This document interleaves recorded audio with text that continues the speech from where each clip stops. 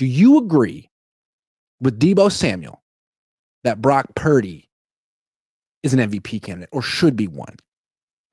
Well, I do want to circle back on what you said, because not only would it have been great, everybody would have tuned in if Tabor Pepper was on there, or Jake Moody, or what have you. It went But viral. also, it could have been a moment for him to, as a leader, if he was able to get one of them on, and even without one of them on there, for him to take the lead on it and be like, I get it. His coach came out and totally Debo did nothing wrong. He was perfectly fine.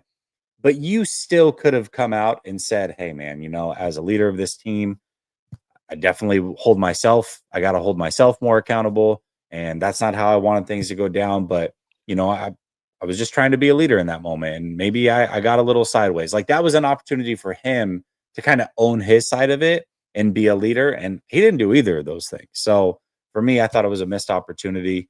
But I'm sure he'll learn and grow from that. But as far as the topic at hand is Brock Purdy an MVP candidate? One of the conversations that Hold on, before we go there, because Mhm. because you made a great point. Yeah, We'll get there in a good. second. Who do you think is older? Random question. Off the top of your head, Debo or Fred Warner? Fred, Debo. is he? I mean, I figured the answer was I know, Debo, right? But no, Debo, you wouldn't Fred, think it, right? Because Fred Warner acts like he's 40, yeah, 45. I mean, he tucks his shirt in. He's like, he's an old man in a young man's body. He's extremely mature. He's a leader, and he would never do what Debo did in that game, ever. But if he did, he has a podcast too with his wife. I guarantee he would have had Tabor Pepper and Jake Moody on his podcast and squashed it like a 45-year-old adult. But Debo, who's older than Fred, didn't. Well, and to be fair, maybe he did try to get one of them on. But I will say this: Tabor Pepper is on Twitch and games and all that. I highly doubt he was afraid to go on camera. So unless he had some obligation he had to tend to, I think Tabor probably would have accepted the invite. I do. But, okay, so we need to talk about whether Brock Purdy's a MVP candidate. But before we do, there's a lot of people in the chat. I see it talking crap about my hat. All I want to say is that this is how Fred McGriff wore it back in the day. And if you don't know about Fred McGriff, that's probably because you're Gen Z, and I don't have any patience for that. You know what I'm talking about. This is I know what you're talking about. I like wearing it on the top of my head. I don't care if you don't like it. Leave me alone. That's how I feel. I'm Fred McGriff. I'm a man. All right. Hey, listen, a lot of people don't like the way I wear my hat. They don't like the flat bill. They're like, you got to curve it. And what? No, I'm not a baseball player. I flat bill. That's what I do. It's what I've always I was a baseball player in the early 90s, so I'm going Fred McGriff. Okay. Now we're in the show. Sorry. All right. Let's do it. So as far as Brock being an MVP, one of the conversations that was talked about a lot, I know I talked about it. I also heard Ryan talk about it, where there was a scenario that Brock Purdy could be a better football player, but not necessarily be better statistically. Now, I don't necessarily think he's better this year than he was last year, but I think the degree of difficulty is harder. It is. Yes. But I think that the 49ers players, and this is why Debo does bring this up, do believe he's a better player than he was last year. I think they see the little things, the leadership and the degree of difficulty and all those things, and they applaud him for it. And so when Debo brings this up, he's looking at it saying, well, he's a better football player than he was last year. He was in the conversation last year. He should be an MVP. But last year, we made arguments for why CMC should be the MVP because it was the most down year statistically for quarterbacks that I can remember in a long, long time. Yeah, Lamar's numbers really weren't that great. I mean, not at all. He won it because he beat Purdy. I think he already has more touchdowns than he had last year already. 8 games left. Yeah. That's why I feel like Derrick Henry should be the MVP, because like, why is Lamar going crazy? Like, I don't know. What happened? What changed? I don't know. Anyway. But I think there's a couple criteria you have to meet. He meets one of them. He is a quarterback. That's number one. But your team has to meet or exceed expectations, in my opinion, in order for you to be in this conversation. And the 49ers aren't meeting or exceeding expectations. A couple of guys that are, though, I think Lamar Jackson or the Baltimore Ravens are. So Lamar's in the conversation. A lot of people thought that the Buffalo Bills wouldn't even win their division. The Jets were supposed to be good. Miami was coming. The Buffalo Bills lost Diggs and multiple other. They lost like 8 starters this offseason. So Allen naturally is going to be in the conversation. Jaden Daniels, because he's doing a lot of what CJ Stroud did last year with the Washington Commanders. You got Kyler Murray in the Cardinals, Justin Herbert in the Chargers, and Jared Goff with the Lions. The Lions are more than meeting; they're exceeding expectations as well with only 1 loss. So I think that's your cast of characters, and then you have to look at how efficient are you. Touchdown to interception ratio, I think, plays a big part in this.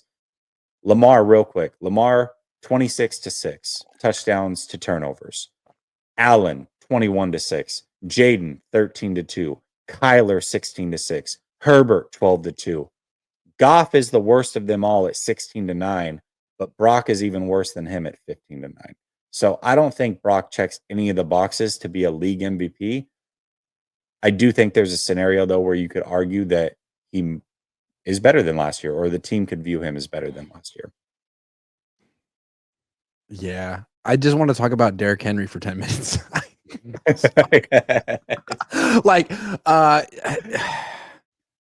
Yeah, I want to talk about Derrick Henry right now. Okay, so I'm sorry. Sometimes you get fixated on something. Maybe I'm just I love this neurodivergent. Maybe I don't know. Who knows why I get fixated on things? But you said it has to be a quarterback. Look, Adrian Peterson won it 12 years ago. And in that year, okay, he had 2012, 2,000 yards and 2,097 rushing yards, 12 rushing touchdowns, average 6 yards a carry. Derrick Henry right now, he's averaging 6.1 yards per carry, and he already has 12 rushing touchdowns.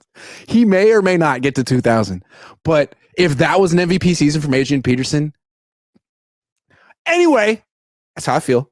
But it's not going to happen, and I've accepted that. Brock, I just feel like CMC last year would have, because it was such in hindsight, he should have won that award. He was the MVP worst last year. Quarterback year in a long time. I think the voters got to stop with it. It's not a quarterback award. It doesn't have to be. They have to earn it, like everyone else. Anyway, Purdy, no. Is even having a Pro Bowl season? Like, no. I mean, who would be if the season ended today? Who would be the 3 Pro Bowl NFC quarterbacks? Jaden, Kyler, and Goff, probably. Or Hurts. I don't even know if Brock would be top 4. Maybe he'll get there.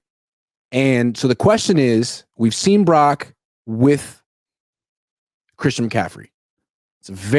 His quarterback rating's like 120 or 115. Without McCaffrey, 4-4, quarterback rating around 90.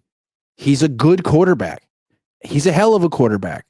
But is the eliteness in a product of Christian? Could be. In this last game, just quickly looking over things, he had the most yards of the season. He had his 3rd best completion percentage of the season. He had just his 2nd game with multiple touchdown passes and no turnovers. And they picked up just their 2nd road win of the season. I don't think that's a coincidence that CMC happened to be back. I think the game looked a lot easier from a passing aspect. CMC from a running aspect, and this is where the debate really came in before the season started about like who's most important, is the 49ers can run the ball maybe even better without CMC. Right now, Jordan Mason is very, very good at running, but as far as what he brings in the passing game, just the comfortability that Brock Purdy has, knowing at any time if his reads aren't open, he can just dump it off to CMC. You can tell that makes a major difference. A major difference. There have been checkdowns there all season long, and he's repeatedly passed them up. In the moment CMC's back, no, I'm good. And it had the same effect on Jimmy Garoppolo. He had the 5 best games of his career. There's something to be said for that. It doesn't mean that he can't be good without CMC, or he won't grow to be better without CMC. But in this moment, being in just his 3rd year, CMC helps a lot. He does. Yeah. And there's no shame in that. Look what Derrick Henry has done for Lamar, who everyone thinks is Hall of Famer. Yes. Look what Saquon Barkley has done for Jalen Hurts. Yes. Look what Jahmyr Gibbs has done for Jared Goff. Like in all of these, you could argue in each case, the running back is better and more valuable than the quarterback. You could argue it. Maybe it's not the case, but yeah, hell yeah, Christian McCaffrey matters for Brock Purdy, and there's no shame in that. Like, Joe Montana had Roger Craig. Roger Craig's one of the greatest. Yeah. You're right. There is no shame in it. I mean, a running back, really, they say a tight end is a young quarterback's best friend, and a lot of that is true because they get the dump offs or used to traditionally, but a running back that is a dual threat can do all those same things and help them out. So also, like, the biggest Purdy stands when they compare him to someone, they'll often go to Breeze because that's a Hall of Fame borderline. That's a top 15 quarterback all time. They say, well, he's got a lot of Drew Brees in him, and he may or may not. We'll see if he ever completes 70+ % of his passes in a season. But what Breeze always had was an elite receiving running back, from Reggie Bush to Darren Sproles to Alvin Kamara. Sean Payton always gave him that check down option who could go for 13 yards on a simple pass behind the line of scrimmage. So I'm not saying Brock is Drew Brees, but there is a certain similarity in their skill sets. And as long as he's the quarterback here, they need to make sure that they at least have an elite third down. I love Jordan Mason, great player, but he's not a third down back. And while he was underutilized as a receiver, I think Brock needs someone who's like a receiving specialist out of the backfield. And it may not be McCaffrey for much longer. He's getting older. They need to bring someone else in after him. Well, yeah. I mean, even the Ravens, as great as Henry is, whenever they need a big drive at the end of the game, it's Justice Hill that's on the correct. So yeah, you can find that guy. It doesn't have to be an every down. Don't throw shade at Derrick Henry though on my show. No, you're right. It's not my show. I'm sorry. It's not my fault. I've never said that before. I just got upset. How does Maddox feel about Derrick Henry? The Derrick Henry Lamar Jackson debate here that I started. He loves Derrick Henry, man. He loves Derrick Henry. It's funny because he was super excited about when Derrick Henry got signed, and I kind of poo-pooed it. I'm like, he's 30. He's 30. He's got a lot of miles. He's even back in college, and he's a big back. I just don't. To me, it didn't make a lot of sense. And then you saw week 1, I was like, wow, this is going to be a disaster. You got rid of how many players to keep him or bring him in? No, man, this was a great signing. It's clearly worked.